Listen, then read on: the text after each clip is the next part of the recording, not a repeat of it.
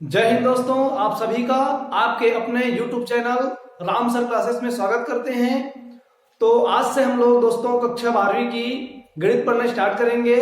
तो हम लोग कक्षा 12वीं में आज पहला चैप्टर संबंध एवं फलन के बारे में जानेंगे, ठीक है। तो आज हम लोग इसमें सबसे पहले देखेंगे संबंध, जो हमारा रिलेशन होता क्या है। तो रिलेशन के बारे में हम अपने दैनिक जीवन में हमेशा प्रायः उपयोग करते रहते हैं। जैसे कि हम बोलते हैं कि राम श्याम का भाई है, नरेंद्र मोदी भारत के प्रधानमंत्री हैं, डोनाल्ड ट्रंप इससे पहले क्या है अमेरिका के राष्ट्रपति थे।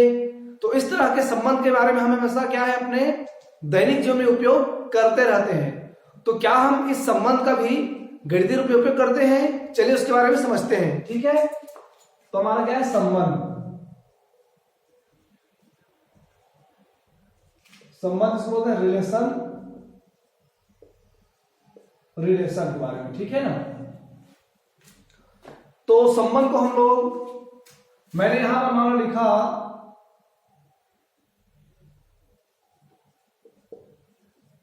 नरेंद्र मोदी, या इसको हटा दो नरेंद्र मोदी को, मैंने यहां पर मान लो लिखा राम श्याम का भाई है, राम श्याम का भाई है। मैंने यहां पर देखिए वाक्य लिखा, वाक्य में मैंने क्या लिखा है, राम श्याम का भाई है, ठीक है ना। तो इसमें संबंध क्या है, हमारा भाई का संबंध है, दोनों के बीच में संबंध क्या दिखा रहा है, भाई का। तो ये राम जो है श्याम से किसके द्वारा जुड़ा हुआ है, इस भाई के द्वारा, तो वही क्या है हमारा संबंध है। तो एक वाक्य में, ठीक है ना, एक वाक्य के अंदर में कुछ शब्द होते हैं जो तीसरे शब्द से जुड़ा हुआ होता है, यही हमारा क्या है इसमें संबंध है। जैसे तो इसमें ये जो वाक्य का प्रथम अवयव क्या होगा, राम, राम को क्या कहेंगे हम प्रथम अवयव, राम क्या है हमारा प्रथम अवयव है। ये श्याम क्या है हमारा द्वितीय अवयव, द्वितीय, श्याम इसमें क्या है द्वितीय अवयव है। और ये जोड़ने का जो कार्य कर रहे हैं इसी को बोलते हैं हम लोग क्या है संबंध, संबंध मतलब आप भाई दोनों को क्या कर रहे हैं जोड़ रहे हैं, मतलब यही क्या है हमारा संबंध है। अब जोड़ने का मतलब ये नहीं कि जो गणित में हम लोग जोड़ते हैं कि ऐसे नहीं है जो 2 + 2 = 4 है, ऐसा नहीं, मतलब कि संबंध वाले दूसरे को जोड़ रहा है वो, ठीक है। इसका मतलब ये नहीं है जोड़ने का मतलब, ठीक है। तो ये क्या हो गया हमारे पास में, यही संबंध है। तो जो इस संबंध में राम क्या हो गया, इसका प्रथम हो गया फर्स्ट एलिमेंट, श्याम क्या हो गया यहाँ पर द्वितीय अवयव सेकंड एलिमेंट। तो इसको हम लोग मान लो फर्स्ट अवयव को क्या कहेंगे, x से कहेंगे, द्वितीय अवयव को y कहेंगे, और संबंध क्या है हमारा y। तो किस प्रकार से हो जाएगा, x relation y, x relation y। कहने का मतलब जो संबंध एक एलिमेंट x है, ठीक है ना, एलिमेंट x y द्वारा किससे y से है ना संबंध, इस x का जो एलिमेंट हमारा क्या है x का, तो x जो है y से संबंध r द्वारा क्या है जुड़ा हुआ है, ठीक है ना। x जो है x y से संबंध r द्वारा जुड़ा है, यही हमारा क्या है संबंध है। और संबंध को हम इस रूप में क्या है व्यक्त करते हैं, ठीक है। ये जो दो क्या है हमारे x और y क्या है एलिमेंट है वाक्य के अंदर में, या किसी समुच्चय के अंदर में हो सकते हैं। तो हम संबंध को प्रतीकात्मक में ऐसे दर्शाते हैं x रिलेशन y। इसको पढ़ते कैसे हैं, x रिलेशन y, जहां पर x जो है y से संबंध r द्वारा जुड़ा हुआ है, ठीक है ना। हमने संबंध के साधारण से डेफिनेशन को जान लिया। अब समझते हैं इसमें हम लोग संबंध में, संबंध जो है क्रॉस प्रोडक्ट क्या होता है, सबसेट होता है, ठीक है। क्रॉस प्रोडक्ट क्या होता है, सबसेट होता है। सबसे पहले हम समझते हैं कार्तीय गुणनफल। इसमें सबसे पहले हम क्या समझते हैं, कार्तीय गुणनफल।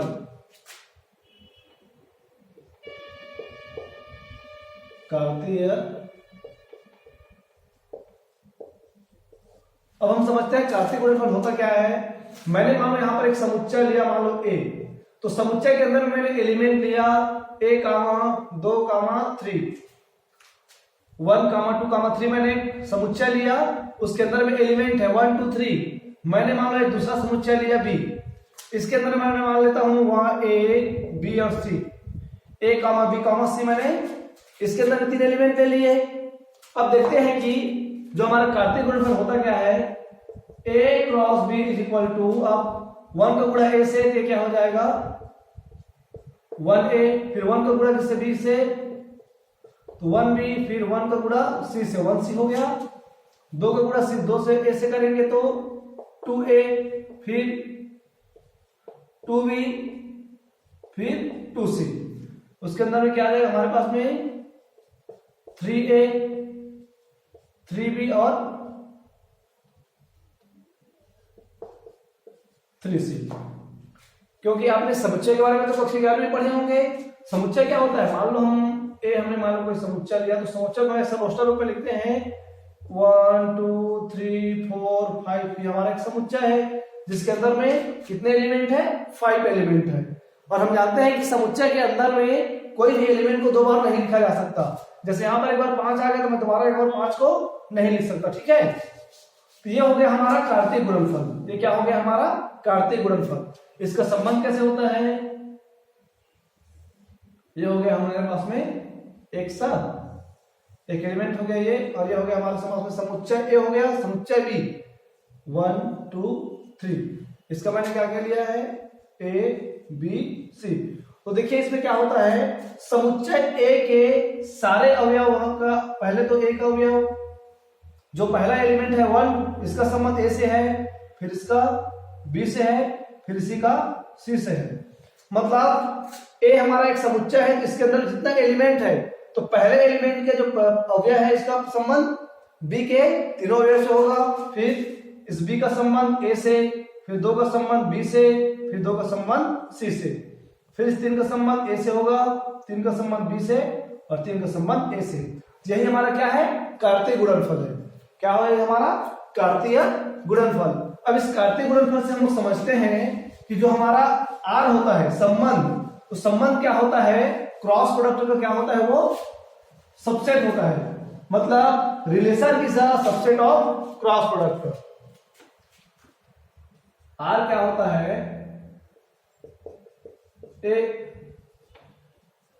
क्रॉस बी का उपसमुच्चय होता है।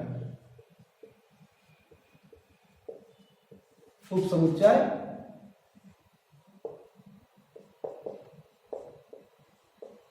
उपसमुच्चय होता है, ठीक है ना। कौन, ये आर, ए क्रॉस बी का क्या होता है, उपसमुच्चय। चलिए इसको मैं एक उदाहरण लेकर आपको समझाता हूं। मान लो हमने यहाँ पर ए बराबर एक समुच्चय लिया 1 2 3 एलिमेंट का, और बी बराबर मैंने अभी लिया था मैंने बी बराबर दूसरा लेता हूं, यहाँ पर मान लो 5 6 और 7, इस प्रकार से मैंने एलिमेंट लिया यहाँ पे, ठीक है। अब यहां से हम लोग देखेंगे तो a क्रॉस b बराबर एक रिलेशन हमारा क्या हो जाएगा, यहां से 1 1 5 1 6 1 7 2 5 2 6 2 7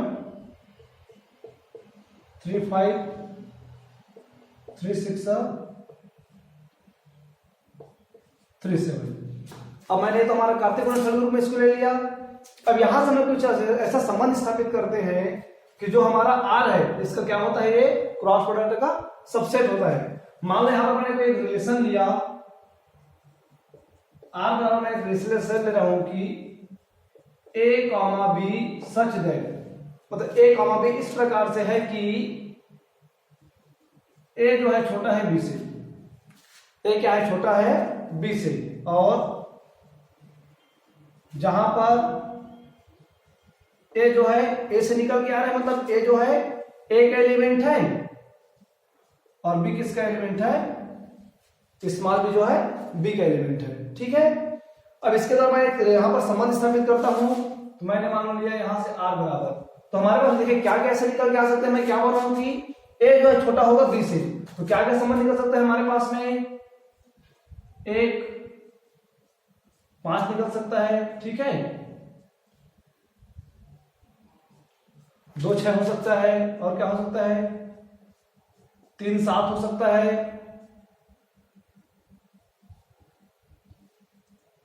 अब देखिए हो गया हमारे पास में।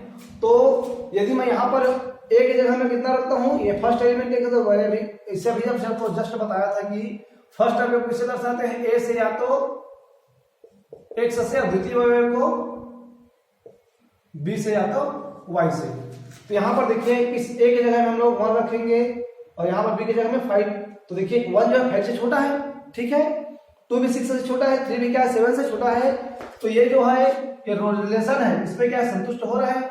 तो इससे क्या हो जाएगा, जो आर है, आर जो है सबसेट हो जाएगा किसका, ए क्रॉस बी का, क्योंकि ए क्रॉस बी के कुछ एलिमेंट इसमें मिल रहे हैं। आर का पूरा अवयव तो इसमें पूरा है, ए क्रॉस बी में क्या है, आर का पूरा अवयव है, लेकिन इसमें का कुछ अवयव इसमें है, इस आर में है। इसलिए हम क्या कह सकते हैं कि आर जो है ए क्रॉस बी का क्या होगा, सबसेट होगा, ठीक है, मतलब उप समुच्चय होगा। क्या होगा, उप समुच्चय। तो ये उप समुच्चय को समझ में आ गया होगा। अब हमसे हम लोग देखते हैं संबंध का डोमेन, संबंध का डोमेन और परिसर देखते हैं, ठीक है। संबंध का डोमेन और परिसर।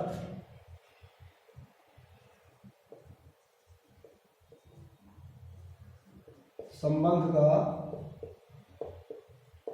डोमेन और परिसर, परिसर, ठीक है।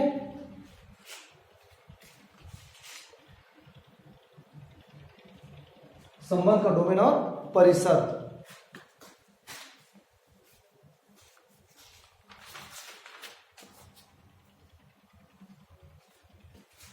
Domain and range of relation, range of relation. तो हम लोग इसमें समझते हैं कि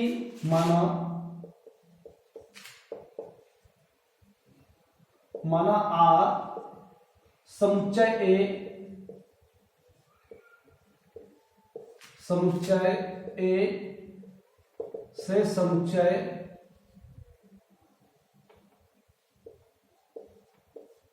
माना कि आर जो है संबंध आर समुच्चय ए से समुच्चय बी में कोई संबंध है, कोई संबंध है।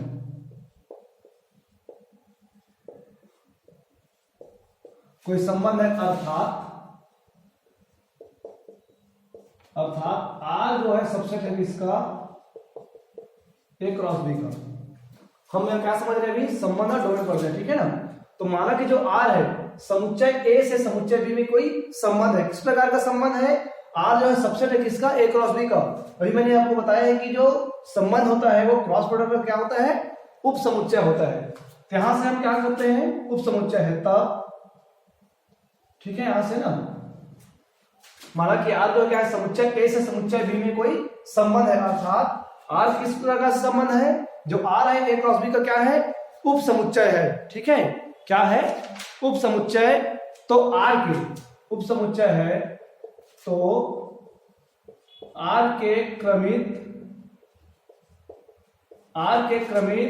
युग्मों, आर के क्रमित युग्मों के सभी प्रथम अवयव, सभी प्रथम अवयवों, सभी तो आर के क्रमित युग्मों के, है ना, तो आर के क्रमित युग्मों के सभी प्रथम अवयवों का समुच्चय,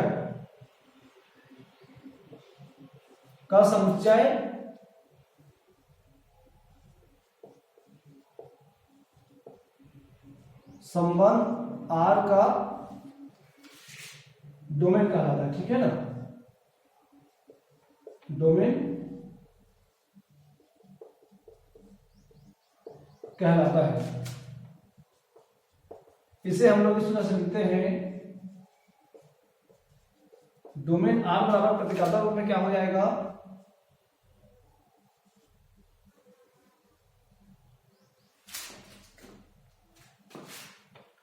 एक्स इस प्रकार से है कि X belongs to A, X belongs to A और X Y belongs to R, X Y belongs to R. यहाँ पर जो एक्स है इस प्रकार से कि एक्स जो है एक एलिमेंट है और एक्स वाई किसका एलिमेंट होना चाहिए, इस आर का एलिमेंट होना चाहिए। तब हम कहने का मतलब यह है कि मान लो कोई समुच्चय लेंगे, समुच्चय के अंदर में हम लोग क्या लेंगे, ए क्रॉस बी, ठीक है।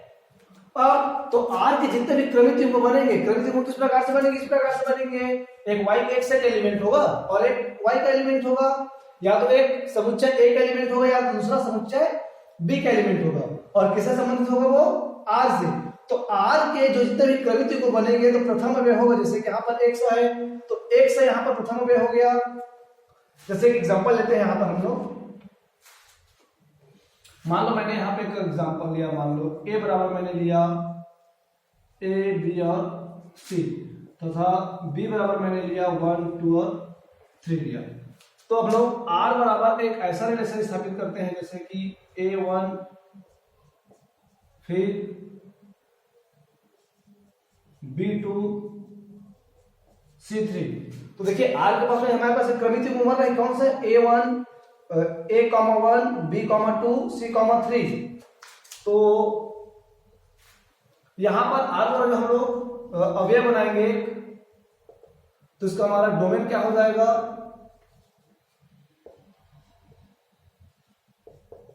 डोमेन r बराबर इस क्रमिक युग्म के प्रथम अवयव को उठाएंगे हम, तो प्रथम अवयव क्या हो जाएगा a b और c, और प्रथम अवयव का एक सेट बनाएंगे, मान लो एक समुच्चय बनाएंगे तो उसी को हम लोग क्या कहेंगे, हम लोग डोमेन आर कहेंगे। क्या कहेंगे हम लोग, डोमेन आर। अब देख सकते हैं जो डोमेन आर होता है, डोमेन आर है क्या होता है, सबसेट होता है किसका, ए का, और रेंज आर भी सबसेट होता है किसका, बी का। कैसे में सबसेट होगा, जब हमने डोमेन लेके चला है, डोमेन आर लेके चला तो किसके बराबर मिला, देखिए समुच्चय ए के बराबर मिल रहा है, इसके बराबर समुच्चय ए के बराबर, तो जो ए है वो स्वयं का क्या होता है, सबसेट हो रहा है यहां पर, ठीक है। अब रेंज समझते हैं इसमें हम लोग, रेंज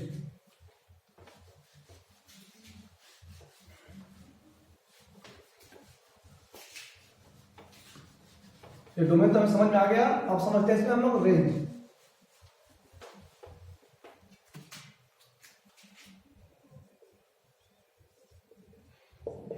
रेंज आ गया जिसको बोलते हैं परिसर, परिसर। तो इसमें भी क्या होगा, आर के जितने भी जो क्रमिक युग्म, तो आर के जो क्रमिक युग्म के द्वितीय अवयव का एक समुच्चय बनाएंगे, उस वो क्या होगा, हमारा परिसर होगा। जैसे समझिए इसको हम किससे दर्शाएंगे, रेंज आर को दर्शाते हैं वाई सदिश इस प्रकार से है कि वाई बिलोंग्स टू बी तथा x Y belongs to R. यहां पर जो वाई है वो बी का एलिमेंट होगा और एक्स वाई किसका एलिमेंट होगा, आर का। यहां पे लेके चलते हैं, मैंने अभी लिया था ए बराबर ए बी और सी,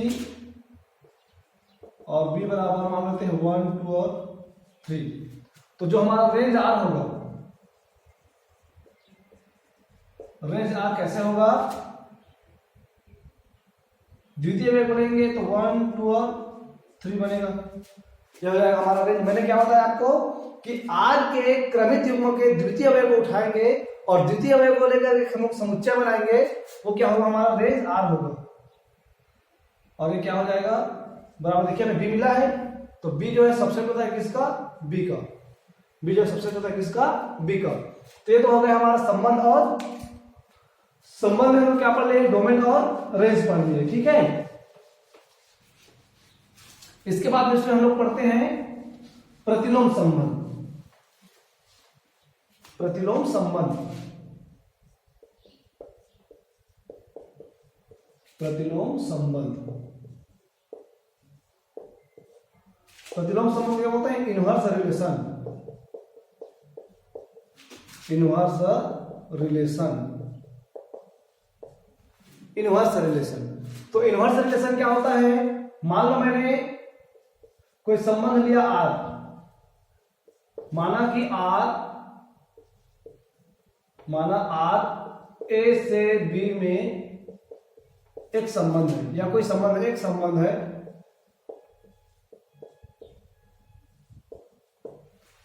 आर जो है ए से बी में एक संबंध है, वो भी किस प्रकार का संबंध है, आर बराबर x बिलोंग्स टू a और y बिलोंग्स टू b, तथा जहां पर x y belongs to r, x y belongs to r, ठीक है।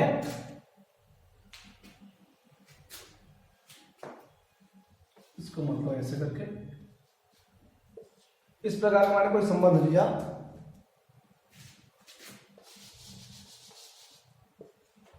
आज मैंने कोई संबंध लिया x और y, तो सच दैट इस प्रकार से है कि x जो है a का एलिमेंट है और y किसका एलिमेंट है, b का एलिमेंट है।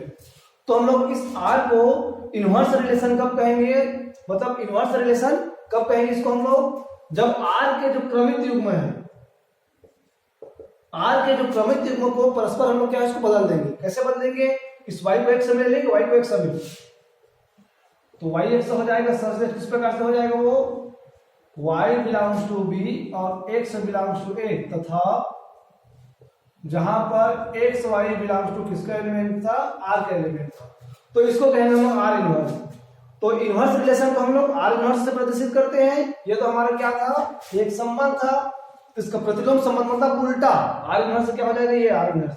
तो क्या करेंगे हम लोग, हम कोई a से b में एक संबंध लेंगे, तो किस प्रकार का संबंध है, देखिए x y से एक संबंध है जहां पर x जो a का एलिमेंट है और y किसका एलिमेंट है, b का। तो r इनवर्स से क्या होगा, r के क्रमित युग्मों के जो अवयव को हम लोग परस्पर क्या करेंगे, बदल देंगे। यहाँ पर हम लोग क्या किए, चेंज कर दिए, एलिमेंट्स को क्या करेंगे, चेंज करने पे जो हमें वैल्यू प्राप्त होगा वो क्या होगा, हमारा r इनवर्स, या जिसको बोलते हैं इनवर्स रिलेशन, ठीक है। तो आज हम लोग यहीं तक पढ़ते हैं, इसके बाद मैं आप लोगों को संबंधों के कुछ प्रकार के बारे में बताऊंगा, ठीक है। अगर वीडियो आपको अच्छा लगे तो वीडियो को लाइक कीजिए, सब्सक्राइब कीजिए और ज्यादा से ज्यादा शेयर कीजिए और हमारे बेल आइकन को जरूर प्रेस कीजिए ताकि हमारे द्वारा बनाए गए वीडियो आप तक सबसे पहले पहुंचे, ठीक है। जय हिंद।